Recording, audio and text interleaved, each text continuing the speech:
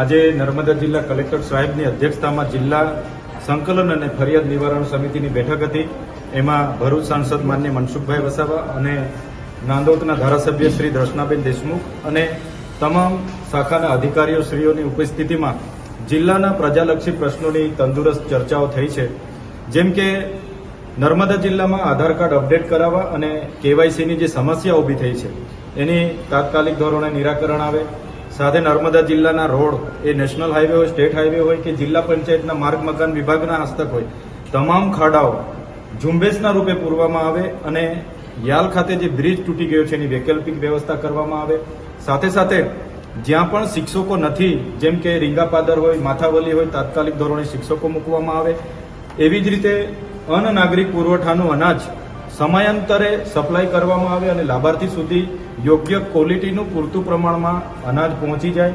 એવી જ રીતે આ વિસ્તારમાં વન વિભાગ દ્વારા બહારથી દીપડાઓ પકડીને છોડવામાં આવે છે, એ પણ બંધ કરવામાં આવે. એવી જ રીતે આ વિસ્તારની સબ ડિસ્ટ્રિક્ટ હોસ્પિટલ ડેડિયાપાડા હોય કે સિવિલ હોસ્પિટલ રાજપીપળા હોય, તમામ મહેકમ ત્યાં હાજર હોય, જે જગ્યાઓ ભરવાની થાય તે સરકારમાં રજૂઆત કરવામાં આવે અને તમામ સાધનો ટેકનિશિયનોની ભરતી થાય. એ પ્રકારના વિસ્તૃત બાબતોને લઈને આજે ચર્ચાઓ થઈ છે અને અમે અપેક્ષા રાખીએ છીએ જિલ્લા વહીવટીતંત્ર પર અને સરકાર પર કે આ તમામ બાબતોની જે આજે ચર્ચાઓ થઈ છે એનું તાત્કાલિક ધોરણે નિરાકરણ આવે એવી અમે અપેક્ષા પણ આજના દિવસે રાખીએ છીએ. ખાસ કરીને આધાર કાર્ડનો જે ચેતકભાઈ મુદ્દો જે છે તો એને લઈને કેવી એનો ઉકેલ શું આવે ને શું હવે થશે કે જે તકલીફ છે?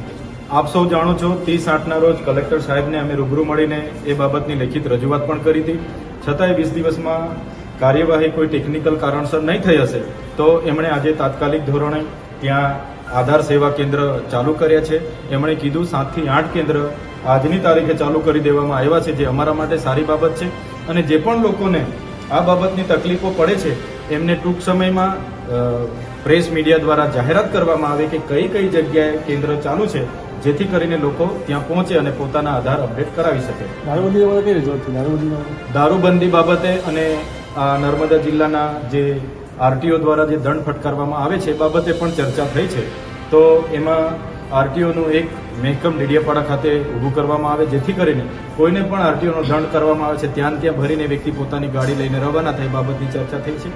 દારૂબંધી બાબતે દર્શનાબેન દેશમુખની રજૂઆત હતી, તો ધારાસભ્યશ્રીની રજૂઆતને ધ્યાને લઈને એસપી સાહેબે એમને જે પણ હમણાં જે સ્ટ્રાઇકો કરી છે એ બાબતની માહિતી એમને પૂરી પાડવાની એમણે કીધું છે અને આવનાર દિવસોમાં દારૂબંધી અટકાવવા માટે નર્મદા પોલીસ આગળની કાર્યવાહી કરશે એ બાબતની પણ એમને બાહેધરી આપી છે. સદસ્યતા અભિયાનની તમે જે રજૂઆત કરી એવી ચર્ચા થઈ કે આજે સદસ્યતા અભિયાનને લઈને જે ડેડિયાપાડામાં મનરેગાના કર્મચારીઓને જે ટીડીઓ દ્વારા સૂચનાઓ આપવામાં આવી હતી ત્યારે એની લઈને પણ આજે ચર્ચાઓ થઈ છે. ત્યારે એમાં તપાસ ચાલુ છે અને ટૂંક જ સમયમાં એ બાબતનો રિપોર્ટ અમને સુપ્રત કરવાની કલેક્ટર સાહેબે અમને અને ડીડીઓ સાહેબે અમને બાહેધરી આપી છે.